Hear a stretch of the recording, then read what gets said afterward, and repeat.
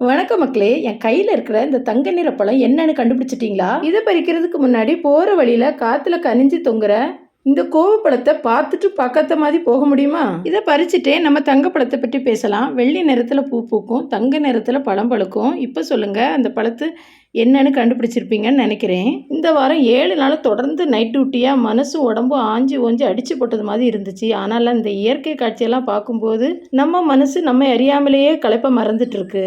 அடடே! இந்த வேப்பம்பழத்துக்கு தான் இவ்வளோ பில்டப்பான்னு நினைப்பீங்க. முத்து முத்தா, கொத்து கொத்தா, தக தகன்னு மின்னுற இந்த வேப்பம்பழத்தை பறிக்கிறதுக்கு இன்னொரு காரணம் இருக்கு. உடலுக்கு தேவையான எல்லா மருத்துவ குணங்களும் இந்த பழத்துல இருந்தாலும் நோய் எதிர்ப்பு சக்தி இதுல மலை அளவு இருக்குது. ஆரோக்கியத்திற்காக காசு கொடுத்து எதை வேணாலும் கடையில வாங்குற நம்ம ஓசியில கிடைக்கிற இந்த பழத்தை எத்தனை பேர் நம்ம குழந்தைகளுக்கு பறித்து சாப்பிட கொடுத்துருக்கோம். வேப்ப மரமும் வேப்பம் பழமும் பற்றிய உங்கள் பசுமையான நினைவுகள் இருந்தால் கண்டிப்பாக கமெண்டில் சொல்லிட்டு போங்க.